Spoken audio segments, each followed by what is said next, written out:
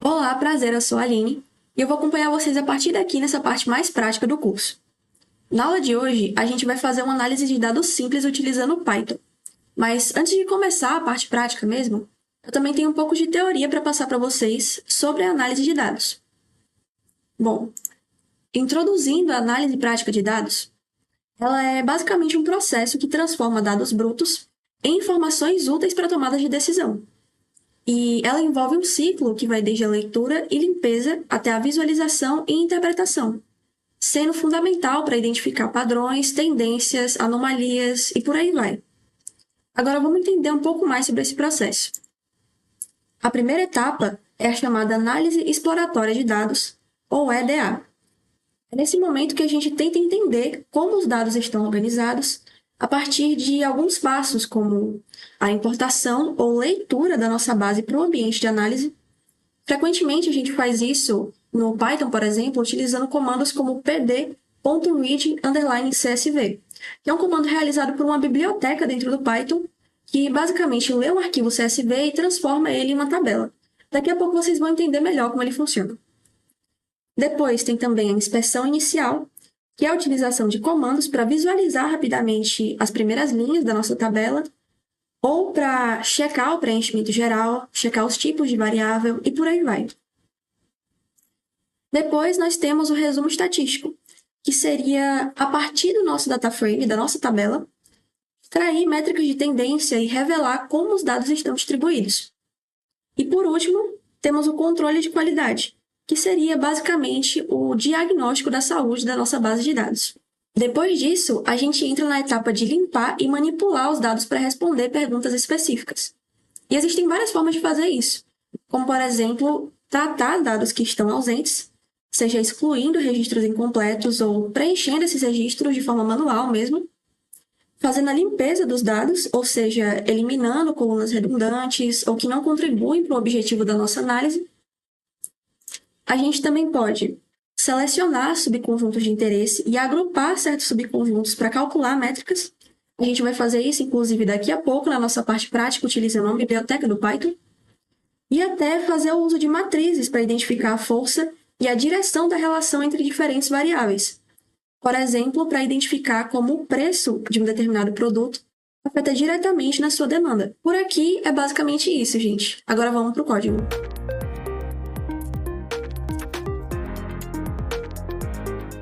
Pronto, gente, já deixei tudo certinho aqui no meu ambiente para que a gente possa prosseguir com a parte prática da nossa aula, né? Para essa parte, eu vou estar utilizando a plataforma Google Colab, que é basicamente uma plataforma de programação online, onde você pode rodar o seu código diretamente no navegador, sem precisar instalar ou configurar nada, o que eu acho que facilita muito para quem está começando. Então, se esse é o seu caso, eu recomendo que você também utilize essa plataforma. Mas, caso você já tenha familiaridade com alguma ferramenta ou IDE, tipo VS Code, PyCharm, pode utilizar essas e ir me acompanhando normalmente também. Mas, para quem está utilizando o Google Colab, assim como eu, a primeira coisa que você vai precisar fazer, antes de tudo, é importar a sua base de dados para esse ambiente. Como é que a gente vai fazer isso? Basta digitar e rodar essas duas linhas de código aqui, que aí vai aparecer esse botão, para você escolher qual arquivo do seu computador você deseja importar para dentro desse ambiente. E aí você escolhe o nosso dataset, né? .csv, que vai estar disponível para vocês baixarem aqui embaixo na descrição desse vídeo. E como vocês podem ver aqui pelo nome, a gente vai estar trabalhando com o dataset de uma locadora de filmes fictícia, com informações sobre as locações que essa locadora fez ao longo do primeiro trimestre do ano, ou seja, do início de janeiro até o final de março.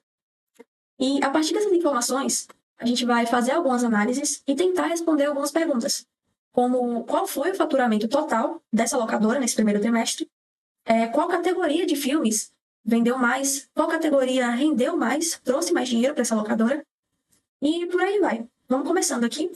Depois de importar o dataset, a gente vai precisar importar também a biblioteca Pandas, que é muito utilizada quando se fala de análise de dados em Python, e é o que a gente vai estar utilizando aqui para auxiliar na leitura e na manipulação dos dados da nossa tabela. Esse SPD aqui, só para deixar claro, é apenas uma forma de criar uma abreviação no nome da biblioteca. Então, toda vez que a gente precisar usar ela, ao invés de escrever pandas, eu posso simplesmente usar PD, que é uma abreviação comum. Aí, depois disso, a gente vai usar logo um comando da biblioteca Pandas para ler a nossa tabela, que é o comando pd.read_csv, que eu mencionei na parte teórica dessa aula, inclusive. E a gente vai estar armazenando esse comando dentro de uma variável chamada tabela, porque é a partir dela que a gente vai acessar os dados ao longo da análise. Agora, com essa base de dados carregada, a gente precisa conferir se ela realmente foi lida do jeito certo. E para isso, a gente vai usar um comando que mostra as primeiras linhas da nossa tabela, que é o tabela.head. A partir disso, se a gente rodar esse código, eu vou dar um print aqui também, para deixar claro o que esse comando está fazendo. Primeiras linhas da tabela. Pronto. Aí, se a gente rodar o nosso código, a gente vai ver aqui todas as informações das primeiras 5 linhas da nossa tabela, né? Junto com o nome de cada uma das colunas. Agora, depois que a gente vê isso, vê que todas as colunas estão certinhas, todo o nosso dataset foi carregado de maneira correta, outro comando bem útil é o tabela.info, que a gente vai estar usando para mostrar informações gerais sobre a tabela, como quantas linhas e colunas existem, se não tem nenhum espaço vazio na tabela. Peraí, vou colocar aqui também um print com o que esse comando faz, né? Informações gerais. A gente rodar de novo. Pronto, aqui estão as informações gerais da nossa tabela. A gente pode ver aqui todas as 6 colunas, assim como a gente vê aqui na visualização. Não tem nenhum valor nulo, ou seja, nenhum valor vazio. A gente pode ver também o tipo de valor que está sendo armazenado em cada coluna. Aqui a gente tem números, texto, números reais, e por aí vai, gente. E, gente, reparem que até o momento a gente não fez nenhuma análise muito aprofundada da nossa tabela, realmente, né?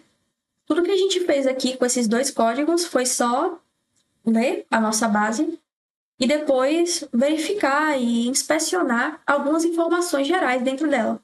O que faz parte, né, daquele processo inicial da análise de dados que eu falei para vocês na parte teórica. Só que agora a gente pode ir para a próxima etapa, que seria a limpeza da nossa tabela. E como é que a gente vai fazer isso?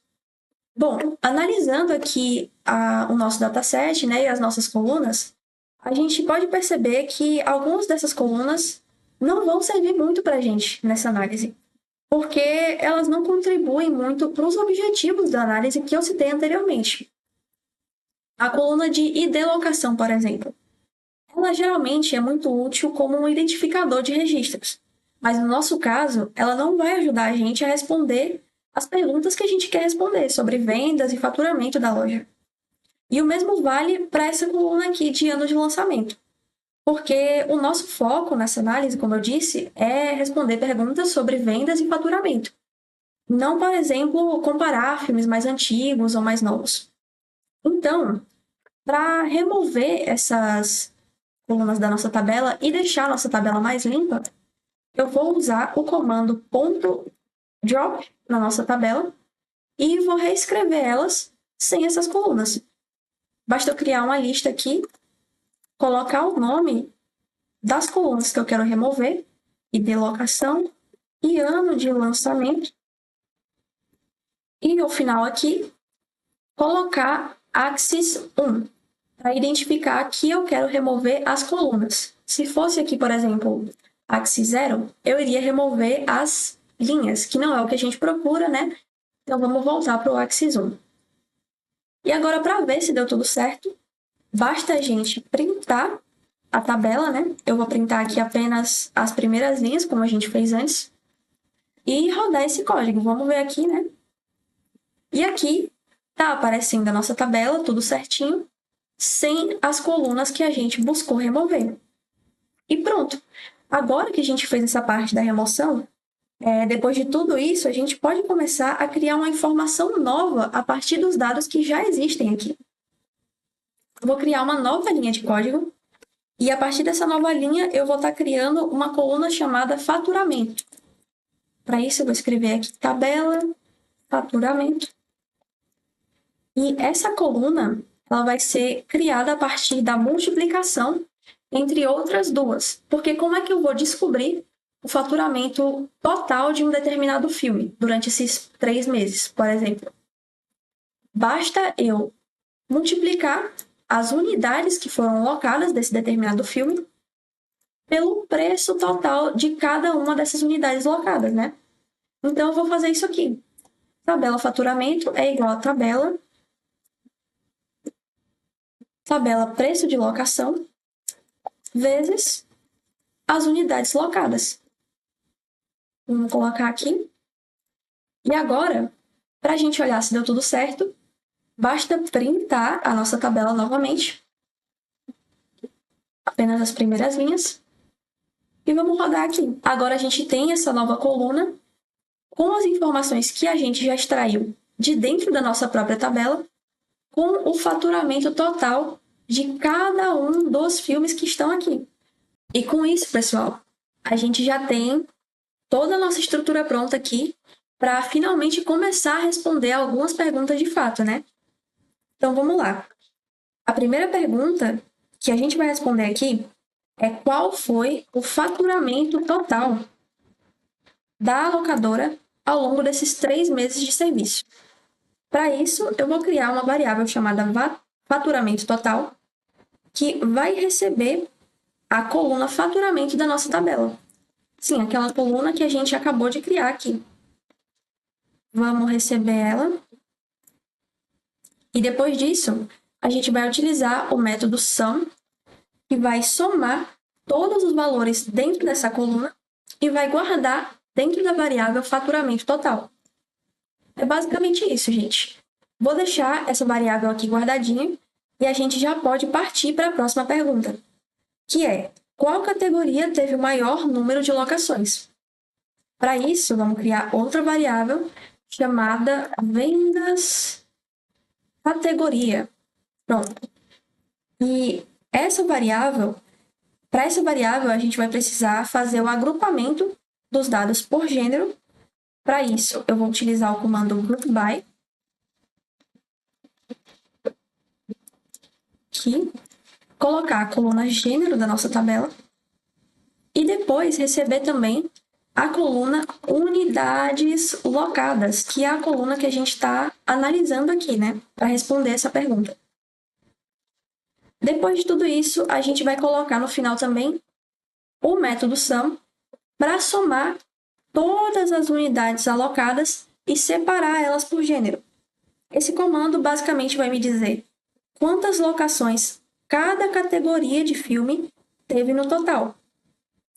E aí, para descobrir qual dessas categorias foi a mais vendida de todas, é bem simples também. Vamos criar outra variável aqui chamada mais vendida. Essa variável ela vai ser igual a vendas categoria, a variável que a gente acabou de criar, só que utilizando a função idmax. Coisas aqui, gente. Primeiramente, o nome da função não é idmax, e sim idxmax, porque essa primeira parte aqui vem de index, né? E nessa parte aqui também do faturamento por categoria, a coluna que a gente vai receber não é a de unidades locadas e nem a de preço por locação, mas sim a coluna de faturamento, gente. Eu tinha falado errado aqui e acabei digitando errado também, mas já corrigi o código. Se o seu código, por acaso, deu algum tipo de erro, provavelmente era por conta dessas duas coisas, mas agora é isso.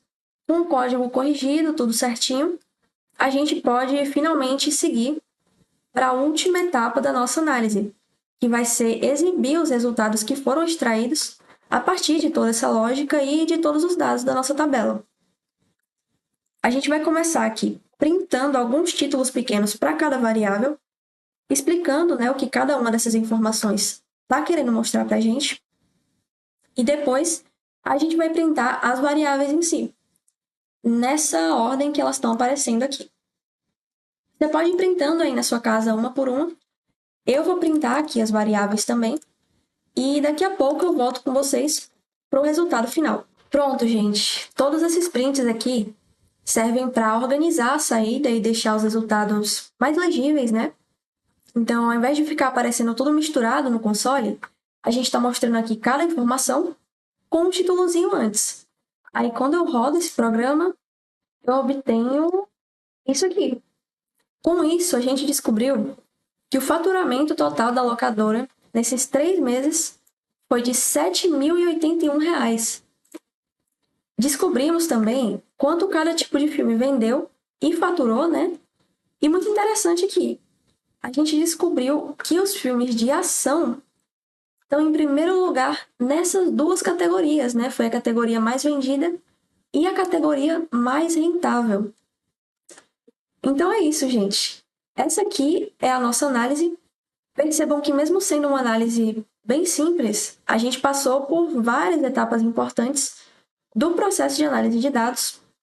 E no caso dessa locadora, por exemplo, essas respostas poderiam ser muito úteis para um gestor, para ajudar ele a entender quais gêneros estão performando melhor, quais estão gerando mais receita e até quais tipos de filme podem merecer mais investimento, mais divulgação ou até reposição no catálogo. Então, mesmo num exemplo pequeno e fictício como esse, a lógica por trás da análise já é bem parecida com o que acontece em vários cenários reais por aí. Mas é isso, gente. A nossa aula vai ficando por aqui. Eu espero que vocês tenham gostado. E eu espero vocês na nossa próxima aula, onde a gente vai analisar esse mesmo dataset, só que pelo Excel, avançando ainda mais na questão de interpretação e na visualização desses dados. Até a próxima!